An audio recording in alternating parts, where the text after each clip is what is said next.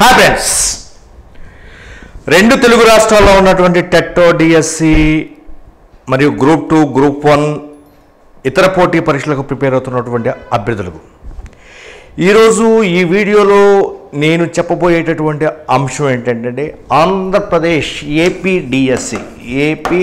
డిఎస్సికి సంబంధించినటువంటి సమాచారం 2023-24. సో దీనికి సంబంధించినటువంటి సమాచారంతో మీ ముందుకు రావడం జరిగింది. అదేవిధంగా తెలంగాణ డిఎస్సి ఎప్పుడు, మెగా డిఎస్సి ఎప్పుడు, సో దానికి సంబంధించినటువంటి సమాచారం. అదేవిధంగా ఏపీ డిఎస్సి అసలు ఉంటుందా ఉండదా, ఎప్పుడు ఉంటుంది, నోటిఫికేషన్ ఎప్పుడు వస్తుంది, వస్తే ఎగ్జామ్స్ బిఫోర్ ఎలక్షన్సా ఆఫ్టర్ ఎలక్షన్సా అనేటటువంటి అంశాలతో ఈ వీడియో రూపంలో మీ ముందుకు రావడం జరిగింది మిత్రులారా. కాబట్టి మీరందరూ కూడా శ్రీ అను పబ్లికేషన్ ఛానల్ని సబ్స్క్రైబ్ చేసుకోండి. ప్లే స్టోర్కి వెళ్ళి శ్రీ అను పబ్లికేషన్ యాప్ను డౌన్లోడ్ చేసుకోండి. అదేవిధంగా టెలిగ్రామ్ ఛానల్లో కూడా ఎగ్జామ్స్ జరుగుతున్నాయి. అదేవిధంగా యాప్లో కూడా ఎగ్జామ్స్ జరుగుతున్నాయి. ఫస్ట్ ఎగ్జామ్స్ మిమ్మల్ని ఖాళీ లేకోకుండా ఏదో ఒకటి యాక్టివిటీస్తో మీ ముందుకి ఎప్పటికప్పుడు ఛానల్ తీసుకురావడం జరుగుతుంది అన్నమాట మిత్రులారా. అయితే నెక్స్ట్, ఆంధ్రప్రదేశ్ రాష్ట్రంలో నిరుద్యోగ సమస్య అనేది చాలా క్రూషియల్ అయిపోయింది. దట్టు గవర్నమెంట్ జాబ్స్లో డిఎస్సి అనేటటువంటి ఒక పెద్ద బిగ్ ఇష్యూ అయిపోయింది. 4 సంవత్సరాల నుండి ఒక్క డిఎస్సి నోటిఫికేషన్ కూడా లేదు. మరి రేపు ఒక నెల 2 నెలలు మాత్రమే ఉంది ఎలక్షన్ రావడానికి. ఏప్రిల్లోనే ఎలక్షన్ ఉంటే నో డౌట్ ఎట్ ఆల్, దానికంటే ముందు ఉండవు. ఒకవేళ ఉండినా కానీ అది రోమరే. మీకు ఆంధ్రప్రదేశ్ రాష్ట్రంలో అసెంబ్లీ కానీ పార్లమెంట్ కానీ ఏప్రిల్లో ఎలక్షన్ ఉంటాయి. ఫిబ్రవరి ఎండింగ్న ఎలక్షన్ కోడ్ వస్తుంది. అంటే ఫిబ్రవరి 20 లోపు ఏ నోటిఫికేషన్ అయినా రిలీజ్ చేసుకోవచ్చు. మరి ఆంధ్రప్రదేశ్ పరిస్థితి ఏంటి? నిరుద్యోగులు ధర్నా చేస్తున్నారు. ప్రతి జిల్లాలో నిరుద్యోగులు ధర్నా చేస్తున్నారు. మాకు డిఎస్సి, మెగా డిఎస్సి కావాలి. మరి ఇంతకుముందు ఎలక్షన్ మేనిఫెస్టోలో మెగా డిఎస్సి ఇచ్చారు అని నిరుద్యోగ ఉపాధ్యాయులు యువకులు డిఎస్సి గురించి ధర్నా చేస్తున్నారు, డిఎస్సి రావాలని. మరి ప్రభుత్వం యొక్క ఆలోచన ఏ విధంగా ఉంది, ప్రభుత్వం ఏమి నిర్ణయం తీసుకుంటుంది అనేటటువంటిది మనం పరిశీలిస్తే నాకు వచ్చినటువంటి సమాచారం ఏంటంటే ప్రభుత్వం యొక్క ఆలోచన ఏ విధంగా ఉంది అని మనం పరిశీలిస్తే డిఎస్సి నోటిఫికేషన్ అనేది గ్యారంటీగా వస్తుంది అనేటటువంటి ఒక సమాచారం నెంబర్ 1. నెంబర్ టూ డిఎస్సి అనేటటువంటిది ఎలక్షన్ ముందు ఒక పెద్ద బిగ్ స్టంట్గా తీసుకొచ్చి ఒక మంచి ఒక 10,000 పోస్టులతో నోటిఫికేషన్ ఇచ్చేసి ఈ నిరుద్యోగ పిల్లలందరినీ కూడా బయటికి రానికోకుండా కోచింగ్ సెంటర్లోనో రూమ్లోనో కూర్చోబెట్టి చదివించి మరి దీన్ని ఈ విధంగా ముందుకు తీసుకెళ్లాలనే ఉద్దేశంతో ప్రభుత్వం ఉంది అనేటటువంటి ఒక సమాచారం. దీనికి మనం ప్రీవియస్ డిఎస్సిని చూస్తే 2003లో ప్రభుత్వం దిగిపోయేటప్పుడు ఒక టీడీపీ గవర్నమెంట్ ఎండింగ్లో అక్టోబర్-నవంబర్లో డిఎస్సి నోటిఫికేషన్ 12,000 పోస్టులతో నోటిఫికేషన్ ఇచ్చారు 2003లో. దానికి సంబంధించినటువంటి ఈ ఎగ్జామ్స్ ఎప్పుడు పెట్టారంటే ఏప్రిల్, అంటే 2004 ఏప్రిల్ 3వ తారీఖున పెట్టారు ఎగ్జామ్స్ ఆఫ్లైన్. పెట్టి నెక్స్ట్ అదే నెలలో ఎలక్షన్ జరిగింది. తర్వాత 2009 డిఎస్సిని మనం పరిశీలిస్తే రాజశేఖర్ రెడ్డి ముఖ్యమంత్రిగా ఉన్నప్పుడు 2008 డిసెంబర్ 3వ తారీఖున మెగా డిఎస్సి అంటే సుమారు 50,000 పోస్టులతో మెగా డిఎస్సి నోటిఫికేషన్ ఇచ్చారు. ఎగ్జామ్స్ ఎప్పుడు పెట్టారంటే 2008 డిసెంబర్లో ఇచ్చిన ఈ నోటిఫికేషన్కి 2009 మే 28న ఎగ్జామ్స్ పెట్టారు. Yes, after elections. అంటే అప్పుడు ఒక కోలాహలంగా ఉండేది, పండగ వాతావరణం ఉండేది. పిల్లలందరూ ఈ ఎలక్షన్ గురించి మర్చిపోయారు. ఎందుకంటే ప్రతి ఒక్క మ్యాక్సిమం చాలామందికి పోస్టులు వచ్చినాయి 2009. సో అదే దాన్నే దృష్టిలో పెట్టుకుని ఆ బేసిక్స్ని దృష్టిలో పెట్టుకుని ఇప్పుడున్నటువంటి ప్రభుత్వం కూడా ఈ జనవరిలో నోటిఫికేషన్ ఇచ్చేసేసి ఆఫ్టర్ ఎలక్షన్స్ అంటే ఇప్పుడు ఏప్రిల్ 10వ తారీఖున ఎలక్షన్ ఉంటే 10 తర్వాత 20 కానీ 25 కానీ ఏప్రిల్ 25 కానీ లేదా మేలో కానీ ఇది ఎగ్జామ్స్ కండక్ట్ చేయవచ్చు అనేటటువంటిది ఒక అంశం. మీరు అడగొచ్చు, సార్ ప్రభుత్వం అప్పుడు ఆపద్ధర్మం ప్రభుత్వం కదా, కండక్ట్ చేయొచ్చా అని మీరు అడగొచ్చు. నోటిఫికేషన్ ఇవ్వడం వరకే ప్రభుత్వం యొక్క విధి. నోటిఫికేషన్ ఇచ్చిన తర్వాత దాని పవర్ అంతా అధికారుల చేతిలోకి వెళ్ళిపోతుంది. అధికారులు ఎప్పుడైనా కండక్ట్ చేసుకోవచ్చు. రేపు ఎలక్షన్ అనగా ఈ రోజైనా కండక్ట్ చేసుకోవచ్చు, ఎలక్షన్ అయిన మర్నాడైనా కండక్ట్ చేసుకోవచ్చు. అయితే రిజల్ట్స్ ఇవ్వడం, పోస్టింగ్ ఇవ్వడం మళ్ళీ తర్వాత వచ్చినటువంటి ప్రభుత్వం యొక్క విధి. అయితే ప్రభుత్వం రాండి అప్పుడు రిజల్ట్స్ ఇవ్వరు, పోస్టింగ్ ఇవ్వరు, కానీ ఎగ్జామ్ మాత్రం కండక్ట్ చేసుకోవచ్చు. ప్రభుత్వం ఉన్నా లేకపోయినా ఎగ్జామ్ మాత్రం, పరీక్ష మాత్రం కండక్ట్ చేసుకోవచ్చు అనేటటువంటి సమాచారం వస్తుందన్నమాట. అయితే డిఎస్సి ఒక 8,500 నుంచి 10,000 పోస్టులతో నోటిఫికేషన్ ఉంటుంది. అది ఎస్జిటి, అదేవిధంగా స్కూల్ అసిస్టెంట్కి సంబంధించినటువంటి పోస్టులు ఉంటాయి. సో దీనికి సంబంధించినటువంటి సమాచారం. నెక్స్ట్ టెట్ అనేది ఉండకపోవచ్చు, టెట్ కమ్ టీఆర్టీ అనేటటువంటిది ఉంటుంది అనేటటువంటిది నాకు ప్రాథమికంగా అందుతున్నటువంటి సమాచారం. చాలామంది అభ్యర్థులు ఏం చేస్తున్నారంటే, నాకేం ఫోన్ చేస్తున్నారంటే, సార్ కొంతమంది యూట్యూబర్స్ డిఎస్సి లేదు, గ్రూప్ 2కి చదవండి, దానికి చదవండి, దీనికి చదవండి అని చాలామంది యూట్యూబర్స్ అంటున్నారు అని కొంతమంది అభ్యర్థులు నాకు ఫోన్ చేస్తున్నారు. అది చదవండి, ఇది చదవండి అనేటటువంటిది యూట్యూబర్స్ కానీ నాకు కానీ హక్కు లేదు, చెప్పటం వరకే. ఇది విషయం. మీరు డిఎస్సి చదువుతారా, గ్రూప్ 2 చదువుతారా అనేది చాయిస్ ఈజ్ యువర్స్. కాబట్టి కొంతమంది ఏం చేస్తున్నారంటే, అసలు వానికి నాకే తెలిసింది, నేనే ఫైలు సంతకం పెట్టించాను అన్నట్టుగా ప్రవర్తిస్తున్నారు. కాబట్టి మీరు ఏ యూట్యూబర్ని ఎవరిని నమ్మకండి, ఎవరిని నమ్మొద్దు. వస్తుందనేటటువంటి ఒక ఆశతో జీవించండి. ఒక ఆశ లేకపోతే మనిషి జీవించలేడు, మనిషి కోమాలోకి వెళ్ళిపోతాడు. బ్రతుకుతాము అనేటటువంటి ఆశ ఉంటేనే మనిషి బ్రతుకుతాడు. రేపో పాప చనిపోతాడంటే మనిషి ఏ పని చేయలేడు.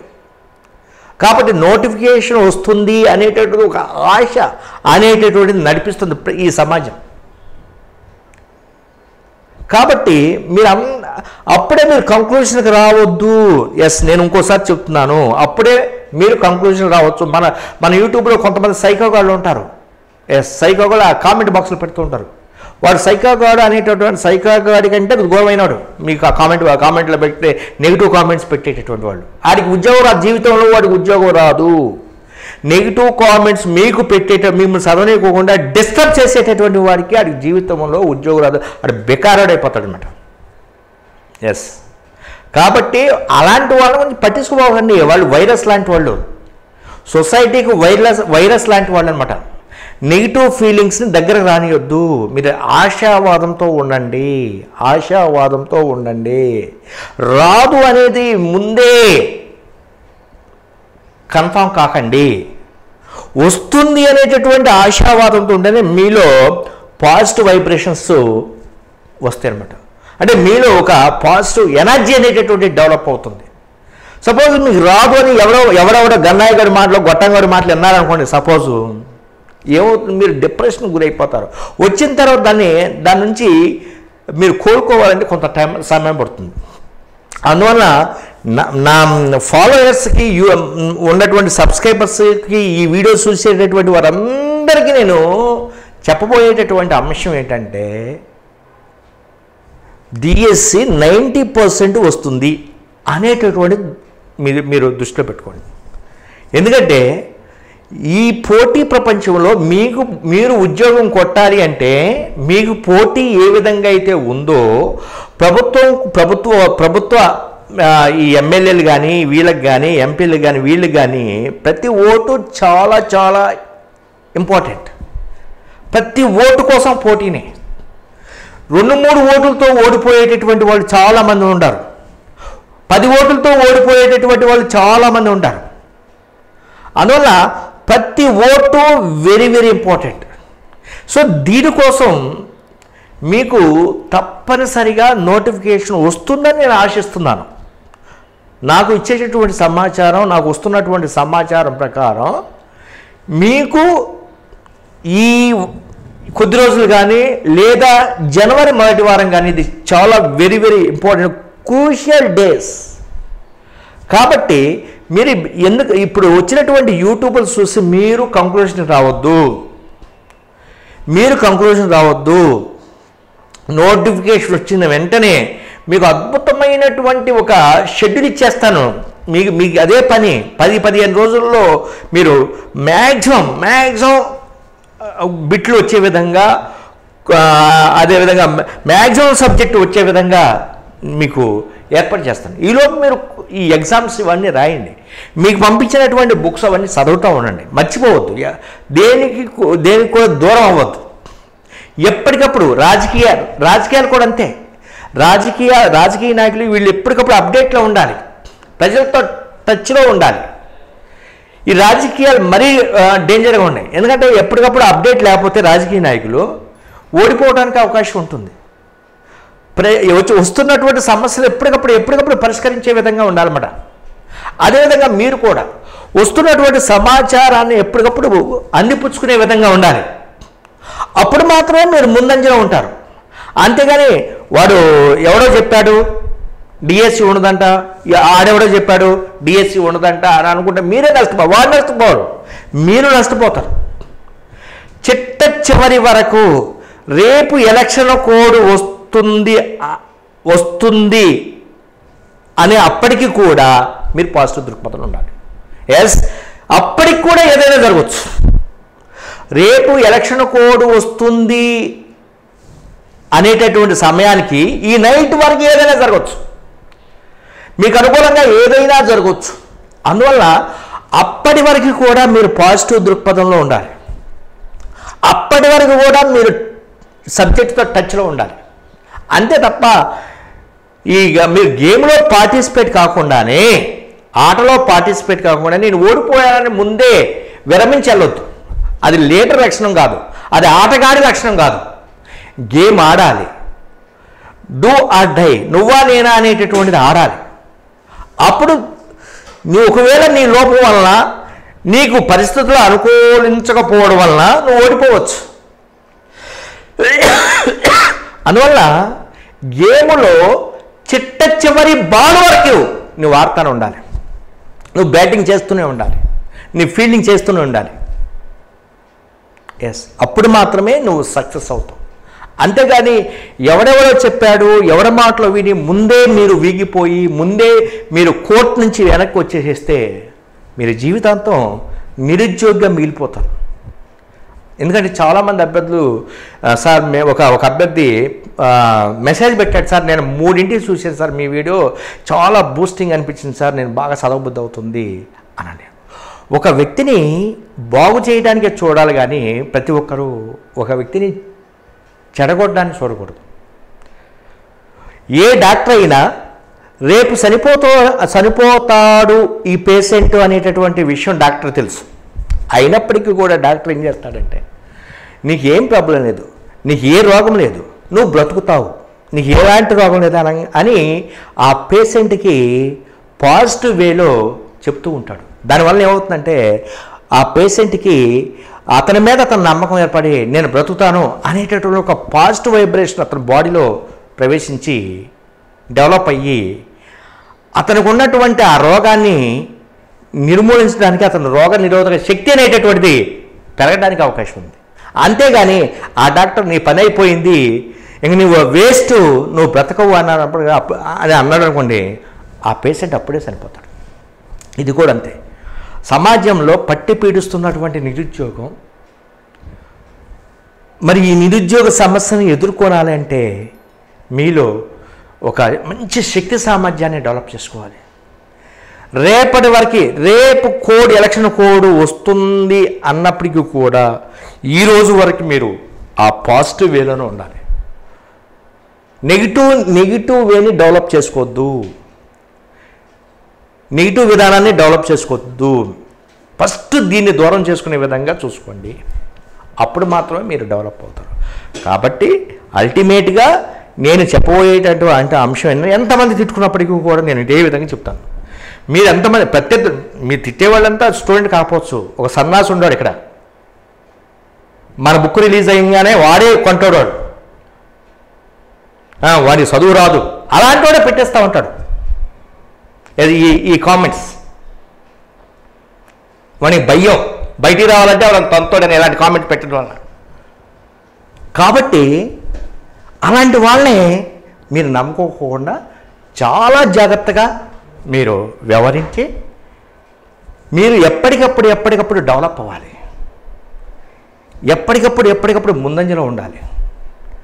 ఆ విధంగా ఉంటేనే మీరు అద్భుతమైనటువంటి రిజల్ట్స్ సాధిస్తారు. నెక్స్ట్ తెలంగాణకు వచ్చేటప్పటికి తెలంగాణలో జనవరిలో నోటిఫికేషన్ రావడానికి అవకాశం ఉంది. డిఎస్సి నోటిఫికేషన్, మెగా డిఎస్సి ఇస్తారనుకోండి నేను. అంటే 15,000 పోస్టులు 20,000 పోస్టులు అనేటటువంటిది అక్కడ పెడితే ఈ 15,000 20,000 అనే త్వరలో ఈ సీఎం రేవంత్ రెడ్డి గారు మరి రివ్యూ చేసిన తర్వాత, విద్యాశాఖతో రివ్యూ చేసిన తర్వాత దాని మీద ఒక క్లారిటీ రావడానికి అవకాశం ఉంది. కాబట్టి తెలంగాణలో మెగా డిఎస్సి అంటే 9,000 పోస్టులకి వేయకపోవచ్చు నోటిఫికేషన్.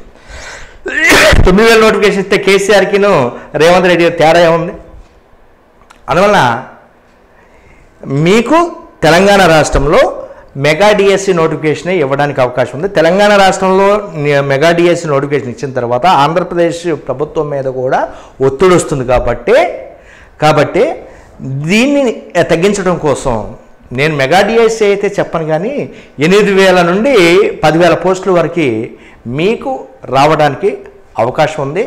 ఈ విషయాన్ని మీరు దృష్టిలో పెట్టుకుని నోటిఫికేషన్ వచ్చిన తర్వాత నా యొక్క వాల్యూ మీకు తెలుస్తుంది. ఇప్పుడు తెలియదు. నోటిఫికేషన్ వచ్చిన తర్వాత మీకు చెప్పేటటువంటి, నేను పాజిటివ్ దృక్పథంలో చెప్పేటటువంటి ఈ వర్డ్స్ అన్నీ, ఈ మాటలన్నీ మీరు అప్పుడు గుర్తుపెట్టుకుంటారు. అప్పటి వరకే చాలామంది ఈ చెవితో విని ఈ చెవితో వదిలేస్తున్నారు. అలా చేయకండి. కొంతమంది అయితే ఫాలో అవుతున్నారు, కొంతమంది ఎప్పటికప్పుడు నాతో టచ్లో ఉంటున్నారు.